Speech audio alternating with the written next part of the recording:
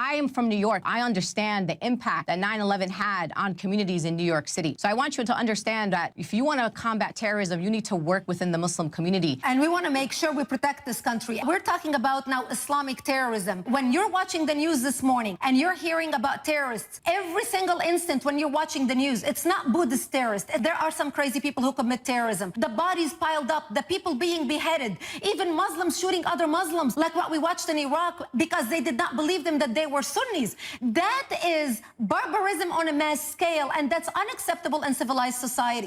One of the most hotly contested debates of our generation is that over Islamophobia. Is it against Muslims unfairly, or is it against Islamic fundamentalism coming to destroy the United States and the Western world? But I want to hear what you have to say about this incredible video. So don't forget to leave your comments below, subscribe to this channel, and we'll talk to you on the other end of the video. Let me ask you about a statistic that you brought up at this conference I mentioned in D.C. earlier this week. You said the radicals are estimated to be between 15 and 25%, according to all intelligence services around the world. That leaves 75% of them peaceful people. Where does that statistic come from? That statistic comes from the combined intelligence of the Australians, the Canadians, the Jordanians, the Israelis, the United States, countries that share intelligence who are now monitoring what's happening in the world today. You're saying 180 million to 300 million Muslims are radicals? But you're talking about that fraction out of 1.2 billion people. Now, the majority of 1.2 billion people are peaceful people. They are not strapping bombs on their bodies. They are not going out blowing up people. They don't want to kill people. Nor are the 15 to 25%. 15 to 25% are radicalized. Now, not every single one of them wants to blow himself up, but they either support terrorists who want to blow themselves up, provide them with financing, provide them for money, provide them with logistical support. 15 to 25% have been radicalized. Brian, Miss Gabriel speaks out of two sides of her mouth. I mean, first of all, in one breath she'll say the West must support moderate Muslims and the moderate Muslims must speak up against terrorism. And in the same breath she'll say peaceful Muslims are irrelevant. Miss Gabriel needs to make up her mind when it comes to what is radical Islam. When asked by Australian News, she said a radical Muslim is someone who prays 5 times a day, someone who believes in the word of the Quran, which is the Muslim holy book, someone who believes the Prophet Muhammad, may peace be upon him, is a perfect man. That's basically every Muslim. So I have no idea what she means. Where is the room for moderate Islam? We need to support moderate Muslims, and we work with them. We actually have keynote speakers at our national conference who are moderate Muslims. I had a TV show where we invited them on to be on our TV show. We want to expose their message, but that's completely different than dealing with terrorism, what I deal with as a terrorism analyst. And that's what we need to discuss. The moderate Muslims, they can organize. Where are their collective voices? Where are the voices of the moderate Muslims speaking when girls kidnapped by Boko Haram disappear and we still do not know where they are? We hear that quite a bit on Fox News. Where are the moderate Muslims? What's the answer to that question? There are people out there that stood up on Boko Haram, on terrorism, on 9/11. There are national Muslim organizations who continue day in and day out to put out statements. Is the media covering it? I don't have control over the media to cover these stories. And I don't have to prove to anyone that I am an American born and raised in Brooklyn, New York, and that my parents chose to come to the United States from living under military occupation in Palestine.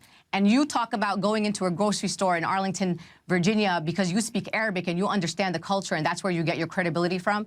I understand the culture and I speak the language too. And I've never, ever walked into a grocery store or into a hookah lounge or into a community center or a mosque in this country where people were saying that they wanted to destroy America. We know what is being put out. There has been a study after study of the material that have been found in different mosques across the country, research after research, and these are factual research that have been presented to our government. Do you do terrorism? Are you a terrorism analyst on terrorism in general?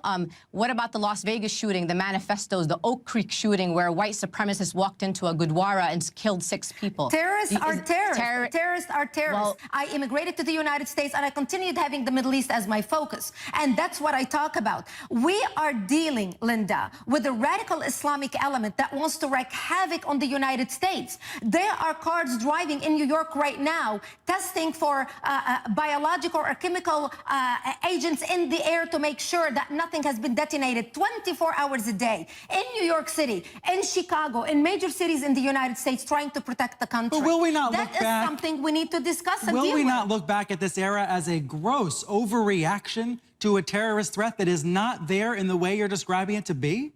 The terrorist threat has been there, Brian, for years. America has been attacked under different administrations since 1979 by radical Islamists, whether we had a Democrat or a Republican. And by people who office. have twisted Christianity into their own beliefs as well. I agree with you. I agree with you. There are extremists on both sides. But when you look at radical Islam, the country is safe all these years since September 11th because our great protectors and first responders and FBI have put programs in place to protect us, and they are watching over the country. That's why we are safe. The idea here is that you want to talk about terrorism, let's talk about terrorism and let's be prepared. But let's not prepare the American people that all terrorism that happens around the world comes from the Muslim community. That's the point that I want to debate with you here. Well, is that the idea here that terrorism is a serious issue, but terrorism does not equal Islam. It does not equal Muslims.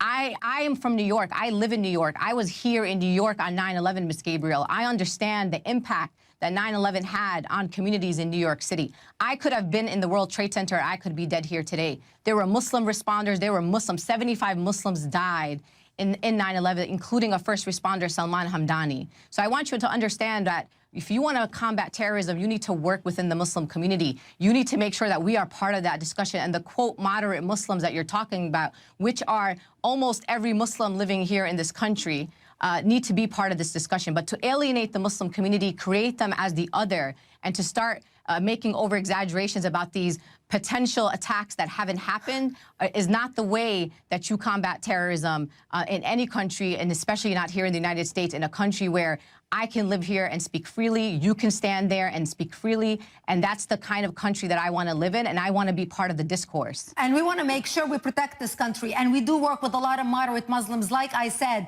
who even come and speak at our national conference. What we're talking about now, Islamic terrorism. When you're watching the news this morning and you're hearing about terrorists in Syria, in Jordan, in Lebanon, at Boko Haram, in Sudan, in Nigeria, in Chad, in Libya, I can go down the list.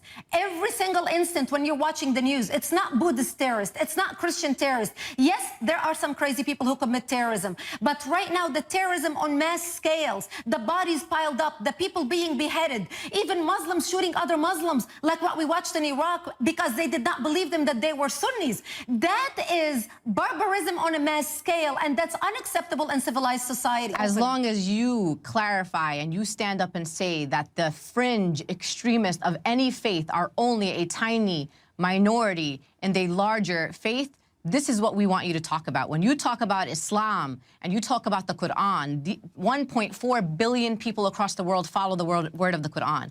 You just got to make sure that you're being specific when you talk about terrorism of any faith, but more specifically, Islamic terrorism. They're not waiting to hear your opinion or my opinion. They want to kill us both. And this is why we must discuss how we can defeat the radicals who want to kill us, who are using the Quran as their source and justification for their murder. What a great video. On the one side, we have Brigitte Gabriel, a survivor of Islamic terrorism in Lebanon, a country she was born in and fled many years ago to the West, and Linda Sarsour, a known Islamic extremist activist that has talked about destroying the United States, destroying Israel, and Judeo-Christian civilization. And I think it brings up a lot of interesting points here. Linda Sarsour and organizations like CARE, which are started by and funded by the Muslim Brotherhood, talk a lot about this concept of Islamophobia. And the minute they put up Islamophobia, it's like everybody has to bow down to it. In other words, there's no debate about the topic anymore. And then we have a woman like Brigitte Gabriel. She's a survivor of a country. Now, don't forget, Lebanon in the 1960s had about 65% Christians. Today, after Islamic extremism, after Islamic conquest of Lebanon and the Islamic forces took over Lebanon, occupational forces, you have about 10% population which are Christians. Imagine that, from 65% down to 10%. That's what we call basically a ethnic cleansing or a genocide. That's exactly what's happened to the Christians of Lebanon. Once a wonderful country, Lebanon, Beirut was called the Riviera of the Middle East. Today, the Christians have fled. They fled to the West, they fled to Europe, they fled to America, and people like Brigitte Gabriel actually lived in Israel because it was the only safe place when the Israeli army saved her family from the Islamic occupational forces in Lebanon and southern Lebanon. But I think it's very interesting. I mean, Brigitte Gabriel has a real story to tell. Her suffering under Islam, her suffering from her mother who was blown up by Islamic terrorists, and she fled to Israel looking for some relief. And the Israeli army found her dying, and they brought her to an Israeli hospital and nurtured her mother back to life. These are remarkable stories. And Brigitte has been warning about the dangers of Islam and Islamism, like we've seen recently over the last few years. Bondi Beach, 2 Muslims, Islamic extremists, killed over 15 Jews during the Bondi Beach massacre. What a remarkable slaughter of innocent lives for no other reason other than being Jewish. The synagogue car ramming, which happened just a month or so ago in Michigan, there were 105 children inside. The Islamic terrorists wanted to kill over 105 children that were just praying or singing inside the synagogue.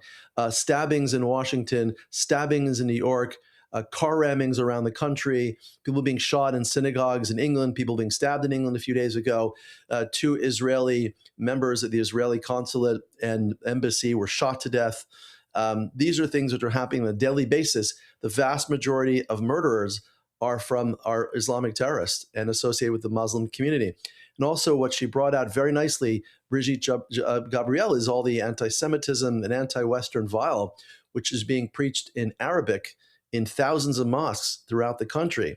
This is coming from people like Linda Sarsour, who will defend it and will justify it by saying, oh, that's just Islamophobia. I think you notice very carefully she refuses to answer any of the questions. Why don't mainstream Muslim leaders and those imams in these mosques stand up and condemn terror, condemn their statements about Israel, condemn their statements about America, condemn their statements about Christians? Well, you have to understand, first of all, that in the Quran, Muslims and Jews are seen as dhimmi, as second and third class citizens. That's actually in the Quran. They're supposed to charge us a jizya. They're supposed to charge us a fee, which we have to pay them, like the Italian mafia protection money.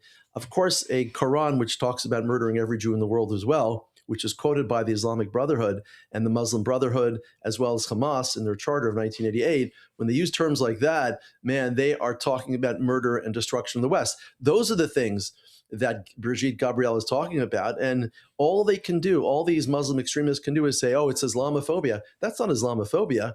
That's fear of something real. I'm a psychologist, and if you talk about having a phobia, like being scared of cats or being scared of crossing the road, well, that's something that's not really to be scared of, because we know crossing the road is safe if you look both ways.